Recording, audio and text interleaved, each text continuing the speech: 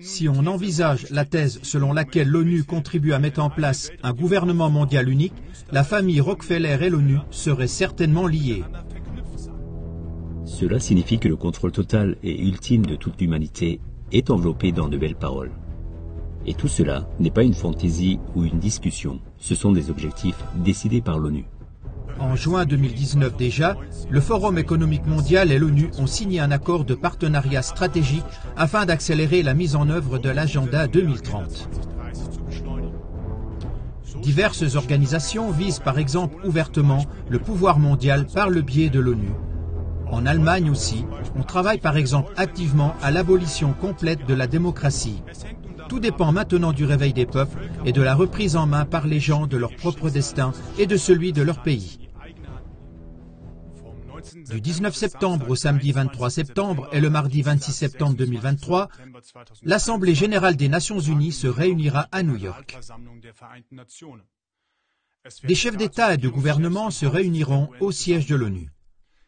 L'ONU compte au total 193 États sur un total de 195 États. À propos de l'Assemblée générale actuelle, l'ONU écrit entre autres qu'elle souhaite raviver un sentiment d'espoir, d'optimisme et d'enthousiasme pour l'agenda 2030. Mais que contient l'agenda 2030 et quels sont les objectifs poursuivis?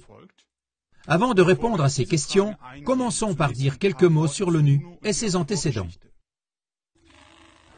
Fondation de l'ONU et antécédents. Le prédécesseur des Nations Unies ou de l'ONU était la Société des Nations, fondée en 1920 après la Première Guerre mondiale. Son objectif officiel était de promouvoir la coopération internationale et de parvenir à la paix et à la sécurité. Le 18 avril 1946, la Société des Nations a été dissoute lors de sa 21e assemblée. Elle a été remplacée par la création des Nations Unies. Tous ces actifs ont été transférés à la nouvelle organisation. Les Nations Unies décrivent officiellement leur création comme suit. Lorsque la Seconde Guerre mondiale s'est terminée en 1945, les nations étaient en ruine et le monde voulait la paix. Les représentants de 50 pays se sont réunis du 25 avril au 26 juin 1945 lors de la conférence des Nations Unies via une organisation internationale à San Francisco en Californie. Pendant les 2 mois qui ont suivi, ils ont travaillé à la rédaction, puis à la signature de la Charte des Nations Unies, créant ainsi une nouvelle organisation internationale, les Nations Unies, qui, espérait-il, empêcherait une autre guerre mondiale, comme cela vécu à l'époque.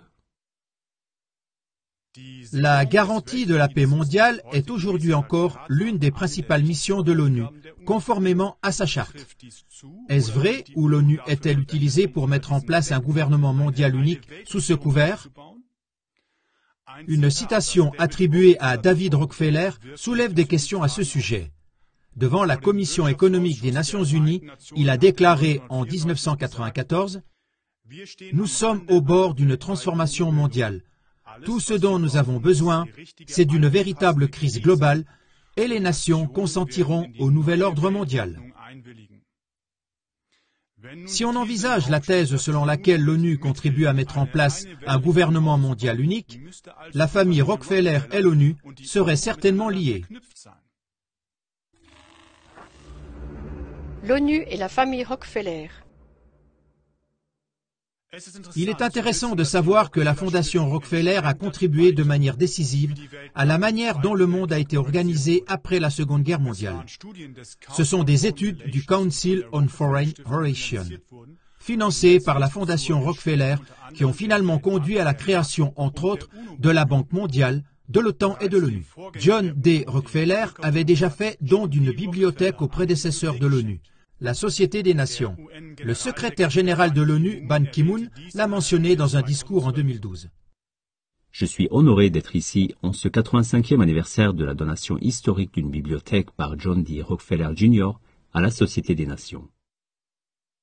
Il est tout à fait approprié que nous donnions son nom à cette salle. Je remercie la famille d'avoir fait don du portrait de John D. Rockefeller, qui a été exposé pendant 65 ans à la Fondation Rockefeller.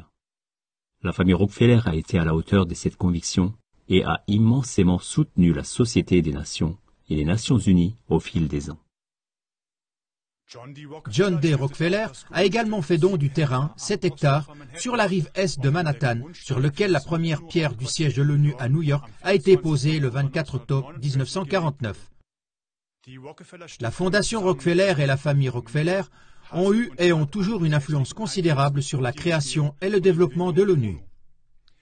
Les liens avec les 3 derniers secrétaires généraux de l'ONU en témoignent. Kofi Annan a été secrétaire général des Nations Unies de 1997 à 2006. Il est le lauréat du prix David Rockefeller pour le leadership de transition 2009. Il était présent lors de la présentation des mémoires de David Rockefeller et le communiqué de la Fondation Rockefeller après sa mort était le suivant. Nous avons eu avec Kofi Annan un de nos partenariats les plus longs et les plus forts. De même, Antonio Guterres et Ban Ki-moon ont manifestement de bonnes relations avec la famille Rockefeller. Ban Ki-moon a été secrétaire général des Nations Unies de 2007 à 2016. On le voit ici lors d'une rencontre avec David Rockefeller. Comme nous l'avons déjà dit, Ban Ki-moon a prononcé un discours de remerciement en 2012 et a mentionné que la famille Rockefeller avait apporté un soutien considérable aux Nations Unies au fil des ans. Antonio Guterres est secrétaire général de l'ONU depuis 2017. Sur les photos affichées, il rencontre Ariana Rockefeller et David Rockefeller Jr. Agenda 2030. Maintenant, parlons de l'agenda 2030. Qu'est-ce qui se cache derrière ce terme et quels sont les objectifs poursuivis par l'ONU? Dans l'émission Agenda 2030, étiquetage frauduleux, comment l'ONU entraîne le monde dans l'abîme, CLA TV a déjà pris position sur l'agenda 2030. Comment est né l'agenda 2030? Il a commencé à l'origine avec l'agenda 21, un programme d'action de l'ONU adopté en 1992. Il contient des recommandations d'actions concrètes en matière de politique de développement et d'environnement pour le XXIe siècle. Avec l'agenda 2030, adopté par l'ONU en 2015, les objectifs de l'agenda 21 ont été développés et s'appliquent désormais de la même manière à tous les pays. La réunion actuelle sert désormais à évaluer la mise en œuvre de l'agenda 2030 et de ses 17 objectifs de développement durable. La mise en œuvre de l'agenda 2030 jusqu'à présent a-t-elle montré que l'ONU souhaite promouvoir la communauté mondiale? Ou est-ce que sa mise en œuvre conduit progressivement le monde vers l'abîme ou, en d'autres termes, vers un gouvernement mondial unique? Dans son livre Inside Corona, le journaliste d'investigation Thomas Roper prend position de manière plus détaillée sur l'agenda 2030. Il écrit: L'agenda 2030 a été adopté par les États de l'ONU et le fait qu'il existe un catalogue de mesures spécifiques à ce sujet en Allemagne révèle déjà un problème central. Chaque État interprète les objectifs à sa manière. Voici les points clés de l'agenda 2030 qui méritent d'être examinés de plus près. Le 16e point clé est promouvoir l'avènement de sociétés pacifiques et inclusives aux fins du développement durable, assurer l'accès de tous à la justice et mettre en place à tous les niveaux des institutions efficaces, responsables et ouvertes à tous. Le sous-point 16.9 stipule ceci. D'ici à 2030, garantir à tous une identité juridique, notamment grâce à l'enregistrement des naissances. Ce point, à savoir la création d'une identité juridique ou même numérique unique pour tous les habitants de la planète, est déjà en cours avec ID 2020. ID 2020 prévoit une identité numérique transnationale en complément des systèmes étatiques. Toutes les informations sur l'individu doivent y être rassemblées. Preuves de formation et de vaccination, situation financière, compte sur Facebook, données produites par le smartphone. Thomas Roper dit à ce propos: Cela signifie que le contrôle total et ultime de toute l'humanité est emballé dans de belles paroles. Et tout cela n'est pas une fantaisie ou une discussion. Ce sont des objectifs décidés par l'ONU, sur lesquels on travaille et pour la réalisation desquels on dépense des milliards. Le lien avec la famille Rockefeller se révèle également dans l'ID 2020. La Fondation Rockefeller est l'une des organisations centrales derrière l'ID 2020. Financement de l'agenda 2030. Pour financer l'agenda 2030, l'ONU dit avoir besoin de 5 à 7 billions de dollars par an, soit 5 000 à 7 000 milliards de dollars. À titre de comparaison, le produit national brut annuel de l'Allemagne est d'environ 4 000 milliards de dollars. L'ONU est d'ailleurs financée par les contributions des États membres. Pour mettre à disposition ces sommes immenses, l'ONU a notamment besoin d'encourager les partenariats publics-privés, ce qui est un autre objectif de l'agenda 2030. Les partenariats publics-privés. Qu'est-ce que cela signifie d'encourager les partenariats publics-privés? Thomas Roper aborde cette question en détail dans son livre, page 46, il écrit: Il s'agit de donner aux multinationales plus d'influence sur l'ONU. Ou, pour le dire en termes géopolitiques, il s'agit d'accroître le pouvoir des multinationales au détriment des États-nations. Les entreprises veulent fixer les règles et ne plus être obligées d'obéir aux lois des États nationaux. À long terme, ils veulent priver de tout pouvoir les États nationaux et surtout leurs parlements qui peuvent voter des lois dérangeantes. Pour masquer cette érosion de la démocratie, on invente des termes qui sonnent bien comme « partenariat public-privé ». Cela rassure l'opinion publique.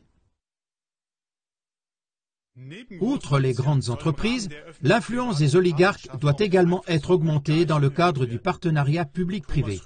Thomas Roper entend par oligarques des personnes et des organisations qui, grâce à leur richesse, exercent un pouvoir sur un domaine, comme par exemple la Fondation Rockefeller ou le Forum économique mondial.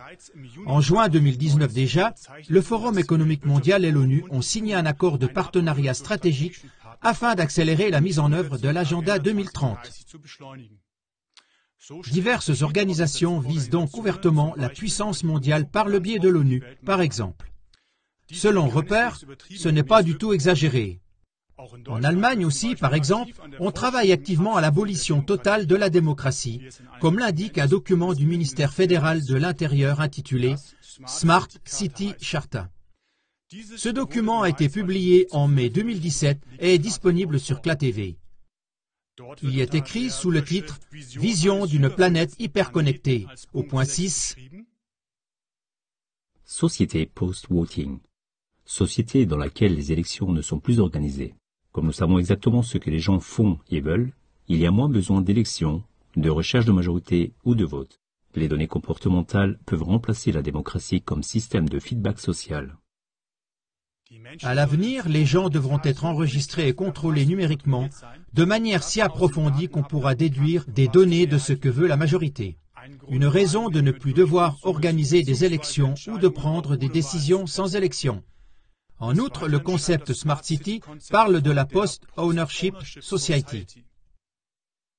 Grâce à l'information sur les biens et ressources partagées disponibles, il est moins logique de posséder quelque chose. La propriété privée deviendra peut-être en effet un luxe. Les données pourraient compléter ou remplacer l'argent comme monnaie. Comment donc ces idées peuvent-elles être publiées officiellement? L'abolition de la démocratie ou de la propriété privée est tout de même contraire à la loi et devrait être punie. En fait, selon Thomas Roper, cela se produit quand même. Cela fait des années qu'on y travaille ouvertement.